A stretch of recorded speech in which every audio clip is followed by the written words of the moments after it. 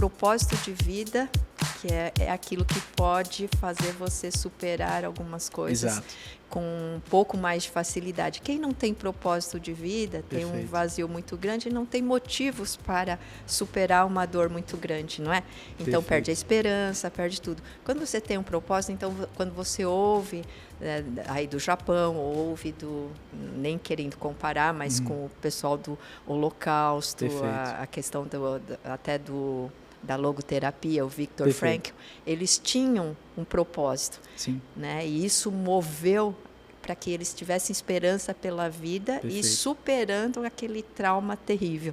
Então, uma das coisas que ele fala é que um dos propósitos era ajudar quem estava pior do que eles. Às vezes a gente fala em propósito de vida, as pessoas ali vão pensar em coisas grandes, né? Mas o propósito deles era ajudar as pessoas que estavam pior do que eles.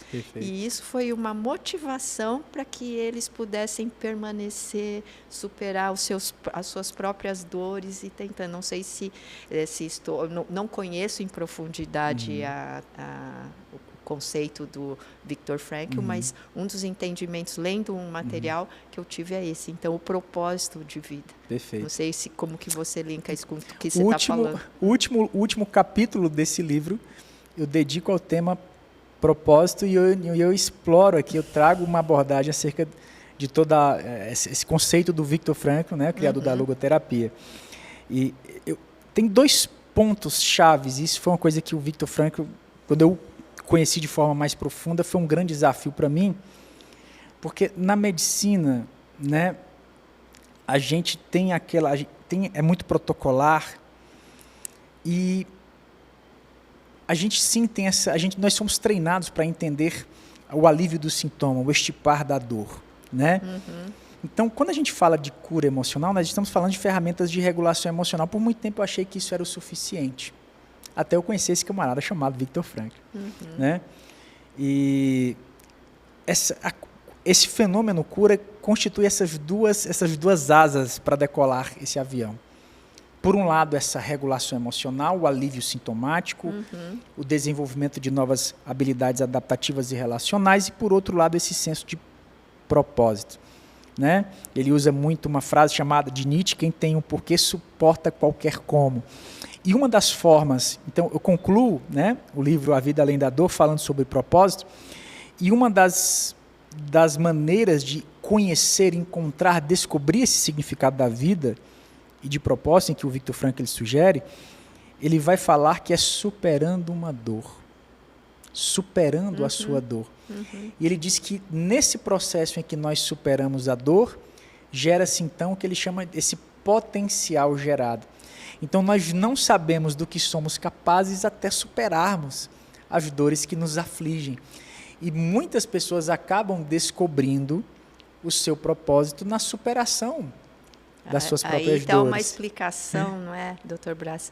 Porque nós temos uma geração muito sem propósito. Porque muitas vezes os pais, por amor e até por uma boa intenção, querem aliviar toda a dor, tudo que os filhos possam passar de dificuldade. E essa semana mesmo conversava com os pais, falando que estão vendo angústia, né, na filha. Então, aliviar a dor antes da hora pode impedir também que aquela pessoa amadureça numa certa área que é importante para que ela viva outras dores de forma resiliente no futuro. Só que os pais, precocemente, querem aliviar aquilo, então não proporcionam o desenvolvimento. E não só pais, mas nós mesmos temos medo da dor, do sofrimento, então a gente foge de tudo. Se você entrar, vivenciar aquilo, você vai ganhar forças para superar coisas maiores que vêm à frente, porque a vida não vai parar nessa experiência, né? Experiências virão. Então, é isso que você está dizendo, que essa superação e essa resiliência, ela vai crescendo à medida que você vai enfrentando e superando a dor, mas para isso precisa permitir viver dor. Se já toma analgésico o tempo inteiro e não permite sentir uma dor, então aí você vai viver a vida de analgésicos, uma vida muito superficial, né? Uma geração superficial, líquida, que não consegue refletir e com isso não E olha, eles se desmontam por coisas pequenas. Sim. Assustador. Eu sei que você tem filhos pequenos ainda, mas é assustador ver os adolescentes falando em morte, falando em se matar, como eu já tive, se autodestruindo, passando faca no braço e por coisas pequenas, Perfeito. porque não tiveram a força construída em outros tipos de dor, não é?